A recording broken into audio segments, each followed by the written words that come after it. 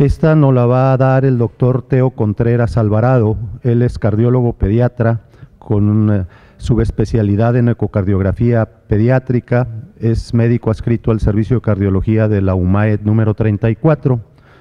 Posteriormente vamos a ver, sabemos que el diagnóstico de las cardiopatías congénitas, pues inicialmente teníamos el electrocardiograma, la radiografía de tórax, que son aspectos muy importantes. Sin embargo, con el tiempo se han mejorado las herramientas diagnósticas y tenemos el diagnóstico por imágenes, como es la ecocardiografía y la tomografía axial. Entonces, vamos a iniciar desde un punto de vista clínico el abordaje de los niños con cardiopatía congénita por el doctor Teo Contreras Alvarado.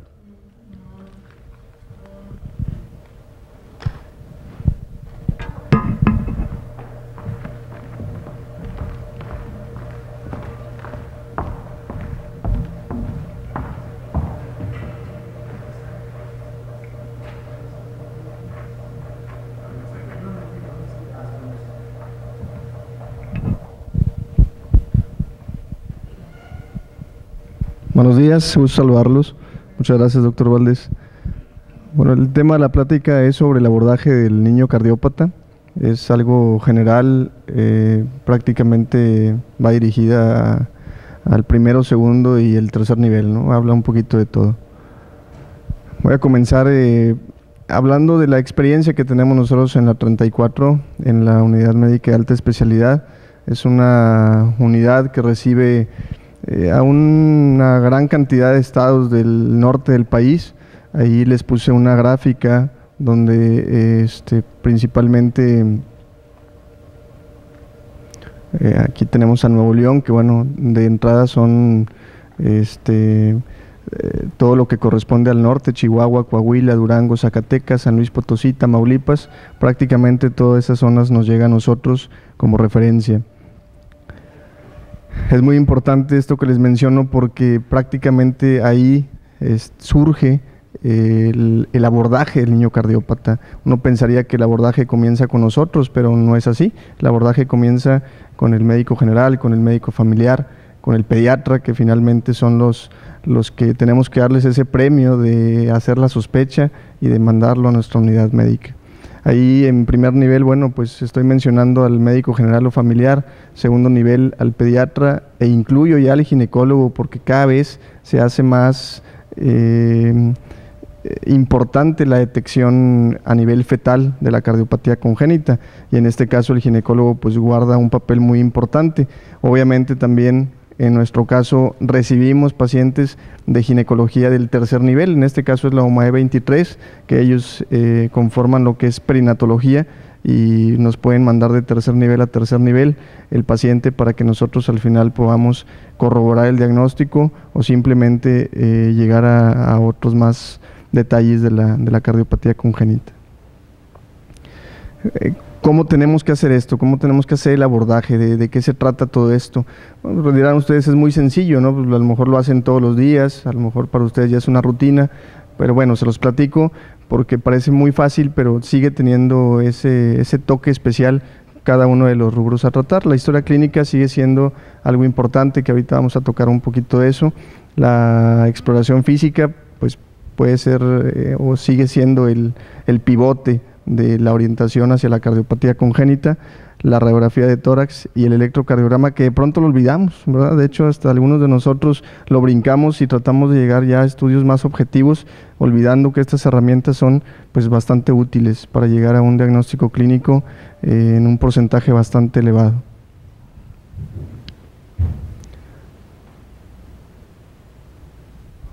No aparece una de las diapositivas. Bueno, ahí faltó una de las diapositivas, pero vamos a ver los signos y síntomas sugestivos de cardiopatía. ¿Cuáles son los hallazgos clínicos que les va a llamar la atención a ese médico general, ese médico pediatra, a nosotros mismos, para hacer la sospecha de cardiopatía congénita? De entrada, el diagnóstico, el signo más común, el motivo de consulta más común es el soplo, ¿verdad? Sigue siendo el soplo. La cianosis es otra de ellas. Los papás refieren que el bebé se fatiga de la alimentación, hay diaforesis, las famosas infecciones de repetición, el hipodesarrollo, malformaciones que no tienen nada que ver con el corazón, pero al conocerlas podemos nosotros asociarlas con una cardiopatía congénita. Y el síncope, que bueno, cada vez está siendo un motivo de consulta cada vez más frecuente. Queda en otro lugar.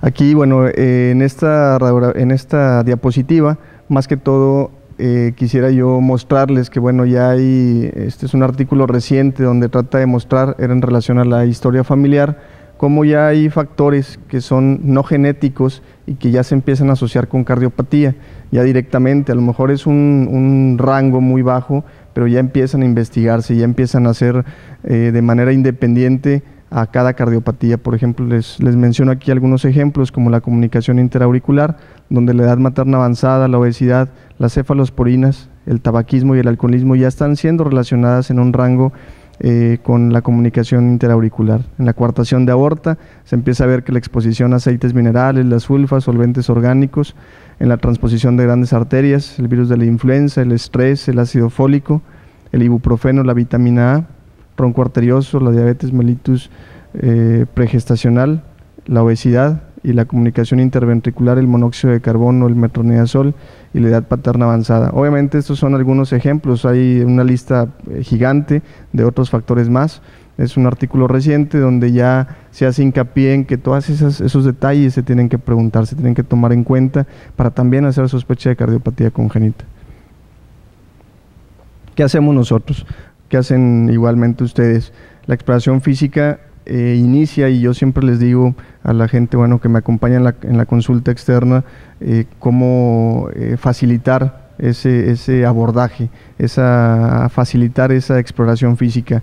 Son para mí 3 pasos sencillos: la observación, la palpación y la auscultación. Dentro de lo que podemos ver, pues claro, hay que detectar que el paciente no tenga un síndrome, eso es importante. Una gran cantidad de síndromes están asociados con cardiopatía congénita: la coloración del paciente, la respiración, el hipocratismo, la deformidad del tórax y por supuesto la saturación de oxígeno.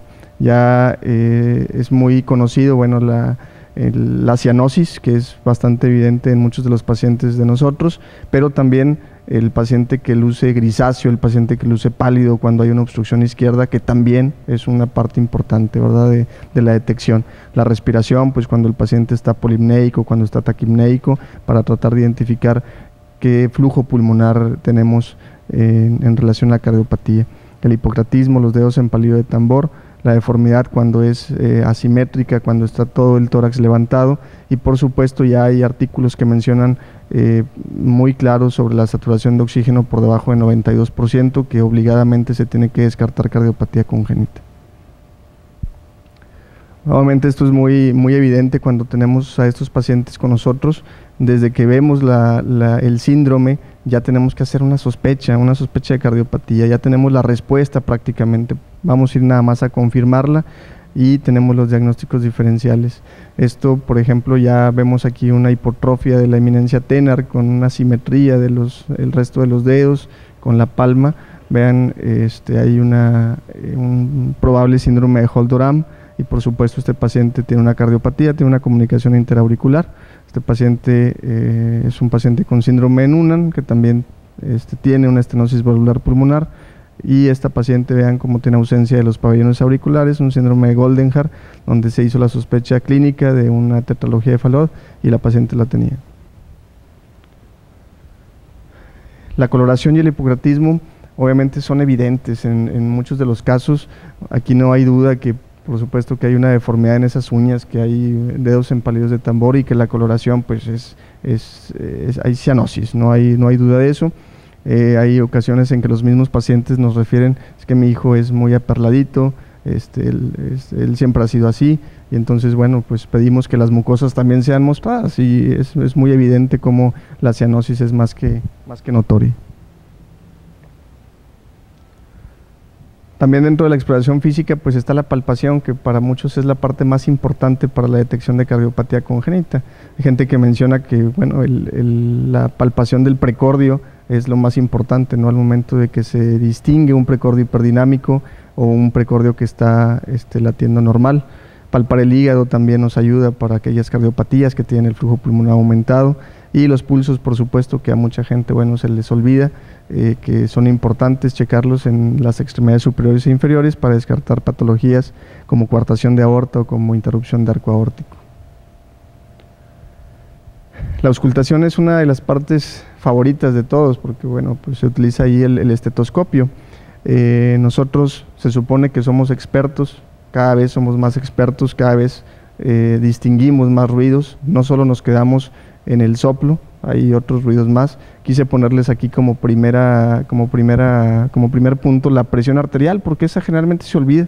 Hay ocasiones en que escuchamos, de hecho, de manera directa, cómo mencionan que la presión arterial no se toma en algunos niños, y bueno, pues para nosotros es una parte importante para igual llegar a un diagnóstico clínico, como un ejemplo, la coartación de aorta cuando hay diferencial de presiones, la frecuencia cardíaca, el descartar que no haya arritmias, que no haya problemas con la intensidad de los ruidos. Siempre ponerle atención al segundo ruido es importante, al tercer y cuarto ruido, que en ocasiones lo puede haber cuando existe galope o cuando existe un ruido que proviene de las aurículas, es posible. Y por supuesto los favoritos, los soplos, ¿verdad? Tratar de que los soplos encontremos el lugar de donde se origina, ¿verdad? Cuando tenemos, por ejemplo, un frémito, hablamos de un epicentro y decimos, si el frémito está ahí, pues obviamente de ahí se origina el soplo, ¿verdad? No hay duda. Cuando no hay frémito es cuando viene el problema y empezamos a hablar de los soplos plurifocales, que muchas veces, bueno, lo hacemos para no batallar y no distinguimos una zona específica.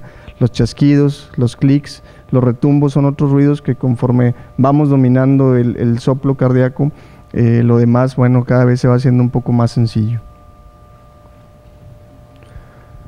Cuando entramos a las herramientas diagnósticas útiles, bueno, entra ahí en primera instancia el electrocardiograma, que ya la mayoría de los lugares se puede tomar. No digo que todos, porque no es así. Muchos de los pacientes que nos llegan sin electrocardiograma, llegan sin radiografía de tórax. Nosotros aún así tratamos de que todo el protocolo de estudio esté completo. Entonces, aquí en este electrocardiograma, bueno, pues podemos hacer notar que no es un electrocardiograma normal.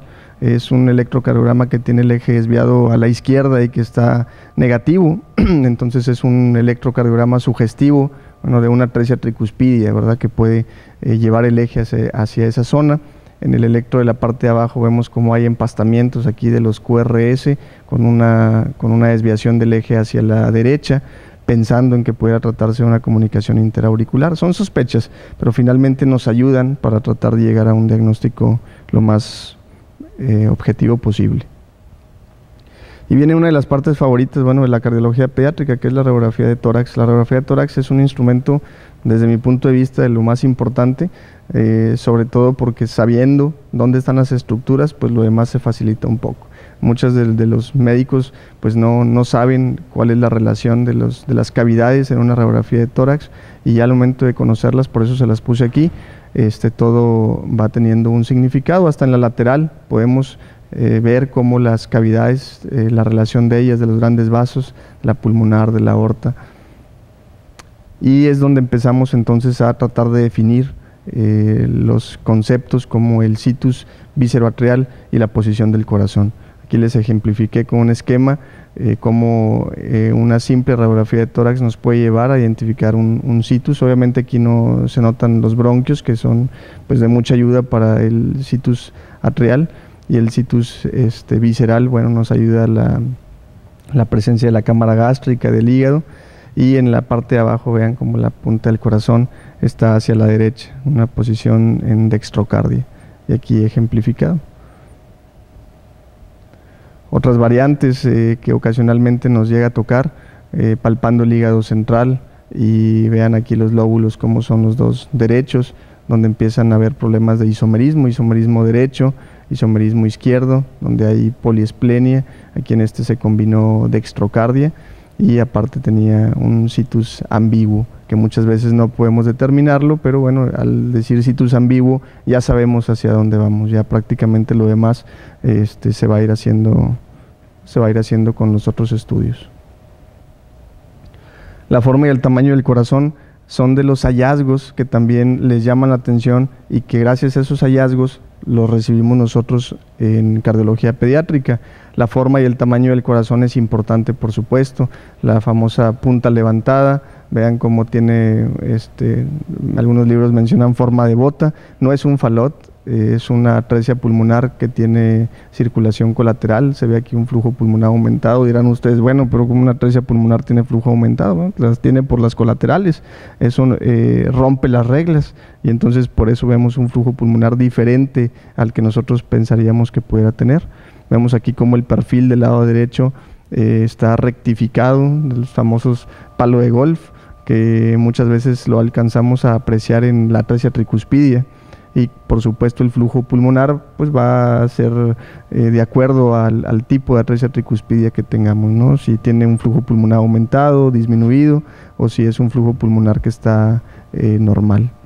En la placa de abajo vemos como hay un circuito supracardíaco en una conexión anómala total supracardíaca con un flujo pulmonar aumentado, el famoso muñeco de nieve. Y en esta zona vemos aquí, nos llama la atención esta joroba que tiene el perfil izquierdo con un flujo pulmonar prácticamente normal. Son vasos que están en discordancia, es una doble discordancia o una transposición corregida que hace que se vea esa joroba. Vean cómo esos hallazgos, pues definitivamente si ustedes ven esas placas, pues son placas que no son normales y entonces esa placa los invita pues a hacer el envío con nosotros. El flujo pulmonar pues es otro de los hallazgos que también llama la atención. Vean la diferencia entre uno y otro, un flujo pulmonar muy disminuido, prácticamente desaparece el flujo periférico y aquí bueno, no se alcanza a apreciar como debería, pero es un flujo pulmonar aumentado y eso también les debe de llamar la atención. Claro, esto ya combinado con el cuadro clínico pues se va a hacer más evidente cada vez. Después de bueno, un poquito de clínica y por supuesto nosotros ya que tenemos forma de hacer todo el protocolo de estudio completo, pues podemos decir que es un alivio, ¿no? Decía uno de mis maestros que bueno, llegamos al tumbaburros, porque bueno, después de ya tener un aproximado diagnóstico clínico, se supone que con esto debemos de llegar a un diagnóstico bastante objetivo. Sea cual sea la máquina que usen, bueno, finalmente la mayoría de los equipos hoy en día son equipos completos, que tienen todas las modalidades y que permiten de manera fácil llegar a un diagnóstico. ¿Qué ventajas tiene el ecocardiograma? Bueno, pues que podemos hacer un análisis segmentario, podemos prácticamente estudiar el corazón, los grandes vasos y las estructuras, muchas de ellas vecinas, también poder estudiar un poco de ellas. El uso de índices, que cada vez estamos más completos, cada vez aparecen más índices de función ventricular, más valores zetas para medir cavidades, más exactitud, cada vez es más objetivo el estudio. Y por supuesto, esto nos lleva a un reconocimiento de la enfermedad. Claro está que es un estudio que es operador dependiente, va a depender de quien lo haga definitivamente. Habrá gente que lo haga más rápido, habrá gente que lo haga más lento, habrá gente que sea más detallista. Al final lo que se trata es de llegar al reconocimiento de la enfermedad, es operador dependiente 100%. Entonces el eco nos permite obtener diferentes modalidades, la bidimensional es la que más usamos, por supuesto tenemos al modo M, el Doppler, tridimensional, la función ventricular, son algunas de ellas. Todas nos apoyan para llegar a un diagnóstico. No se movió.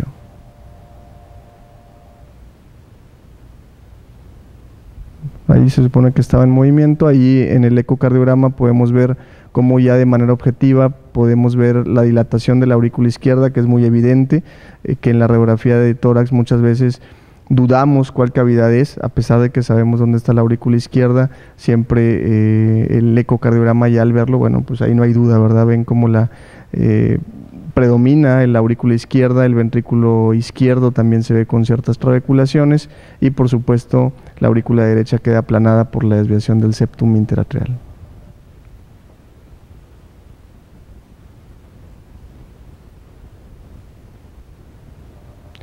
Y ahí en otro estudio vemos cómo también es evidente aquí el defecto interventricular, como las cavidades, aquí se adelgaza el septum, pero aquí hay un defecto interventricular, las cavidades son balanceadas.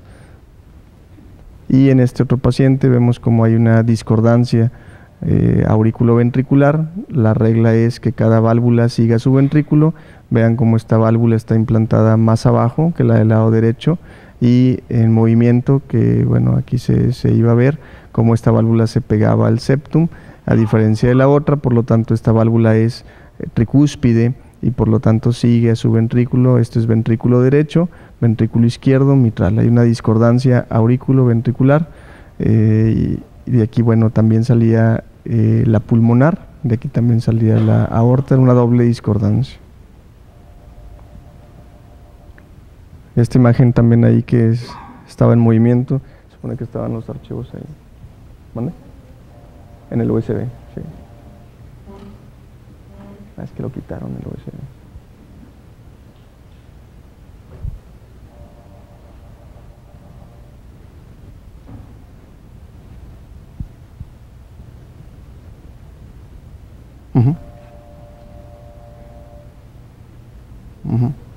Sí, mejor. Sí.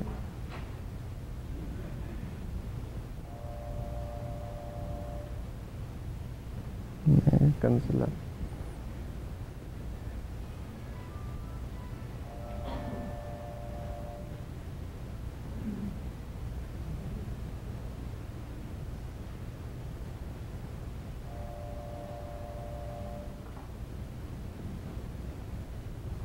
No, ¿verdad?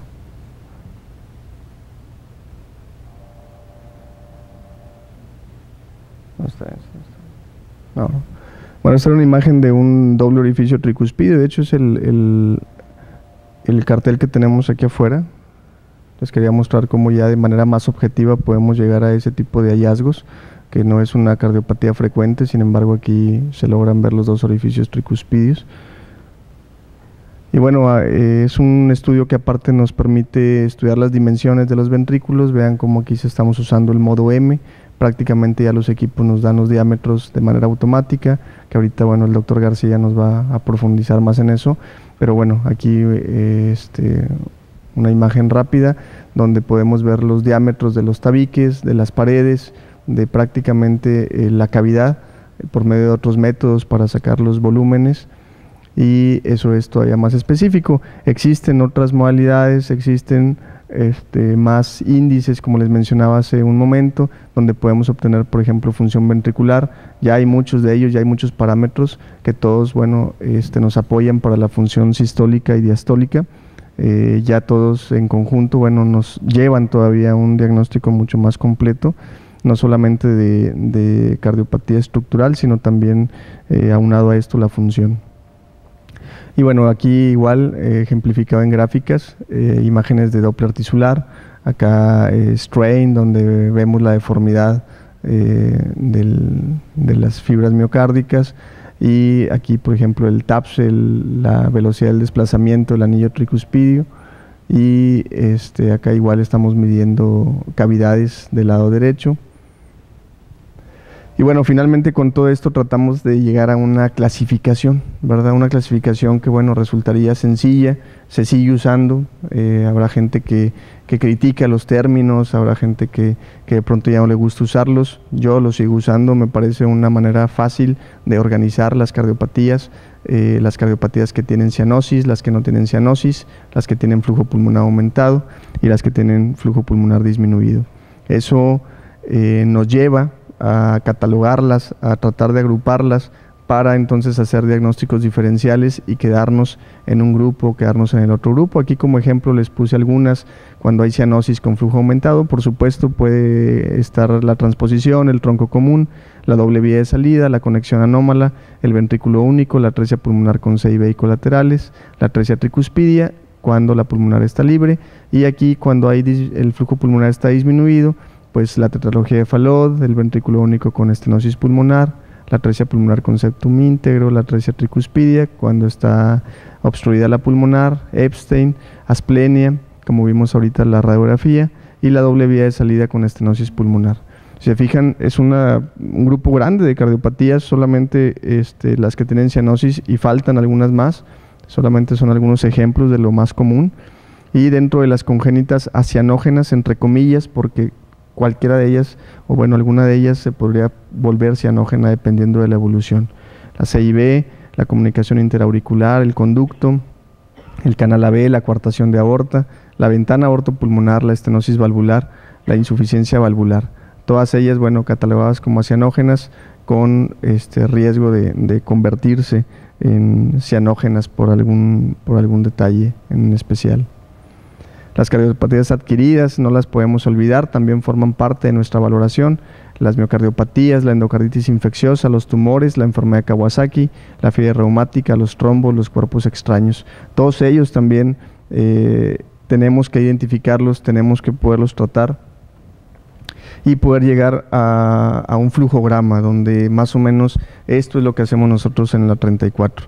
Les muestro la experiencia porque finalmente es el camino que seguimos después de iniciar la parte clínica, después de utilizar la radiografía de tórax, el electrocardiograma, partimos de aquí. Prácticamente obtenemos un diagnóstico en más del 95% de los pacientes con el ecocardiograma y ya lo demás, bueno, viene para definir algunos detalles o, como les puse aquí, apoyo diagnóstico en una parte o un cateterismo terapéutico, como ya se está haciendo en los últimos meses y años, donde ya, por ejemplo, los cierres de conducto, las cierres de comunicación interauricular, ya algunas comunicaciones interventriculares donde se están utilizando dispositivos y por lo tanto el paciente termina en esta parte y finalmente hasta se puede egresar prácticamente curado el paciente. Cuando no es así, el cateterismo, bueno, es un cateterismo diagnóstico donde apoya lo que ya habíamos visto en el ecocardiograma y de manera complementaria, y cuando así se requiere, también solicitamos el angiotac, que ahorita la doctora va a mencionar más sobre eso, y en conjunto llevamos todo esto a una sesión clínico-quirúrgica. Hacemos un equipo, hacemos una sesión en conjunto con la gente de cirugía cardiovascular para entonces tomar una decisión, porque gran parte de los pacientes con cardiopatía congénita tienen que ser llevados a una cirugía paliativa o a una cirugía correctiva. Los que no siguen ese camino, pues son pacientes que requieren de tratamiento médico o de que simplemente no requieren de un tratamiento médico. Los que no llegan a este flujograma son porque, bueno, pues no tenían un problema como tal. Y la mayoría de estos pacientes, si no es que todos, pues llegan a una terapia intensiva, pediátrica o a la unidad de cuidados intensivos neonatales. Entonces, más o menos esto es los pasos que seguimos. Y ya para concluir, es algo relativamente sencillo. Bueno, el mensaje está en que siempre que exista sospecha de cardiopatía, debemos de aclarar el diagnóstico y valorar qué tanta repercusión hemodinámica tiene esa toma, esa conducta que tenemos que o que tienen que seguir quien lo vea de primera instancia. Es importante, ¿verdad? Ese diagnóstico oportuno para nosotros es vital. Entre más temprano se diagnostique la cardiopatía, pues mucho mejor. Y ahora con el ecocardiograma fetal, pues es una maravilla. Y recordar que los niños con cardiopatía, al menos los que tienen cardiopatía, no leen las estadísticas. Entonces de pronto no podemos catalogarnos en un rubro, sino que a cada paciente hay que tratarlo de manera individual, porque cada uno de pronto pues genera sorpresas que dicen es que a él no le va a pasar, es que él no puede tener esto. Sí puede pasarle. Pues nada más, muchas gracias.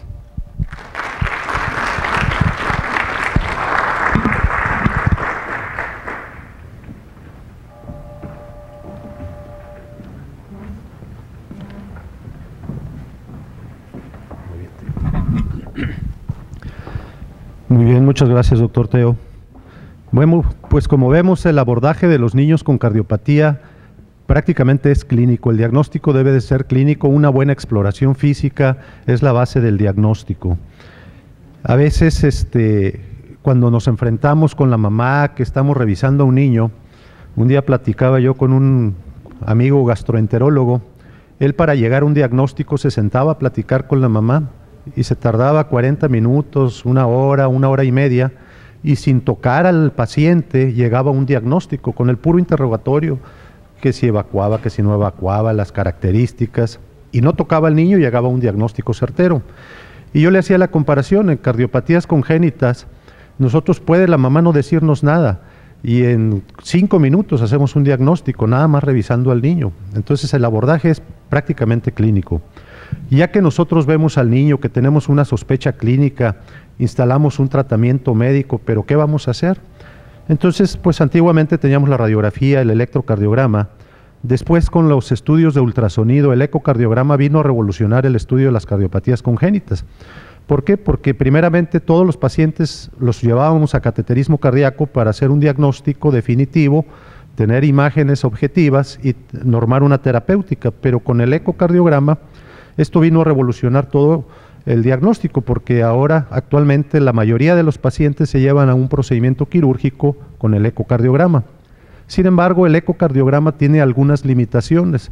Vemos la emergencia de la arteria pulmonar, ya ver las ramas más periféricas no las vemos, o buscar anillos vasculares o el arco aórtico, entonces tiene algunas limitaciones. Otra de las herramientas muy importantes es el angiotac. Realmente el angiotac vino a complementar mucho en los estudios de ecocardiografía y nos ayudan mucho a definir anatómicamente cómo están las lesiones estructurales y poder tomar una decisión más adecuada. La doctora Lucía Esther de la Fuente Favela, ella es radiólogo con una subespecialidad en imagen seccional, forma parte del staff de la UMAE 34 del Instituto Mexicano del Seguro Social y nos va a hablar sobre el angiotac en cardiopatías congénitas.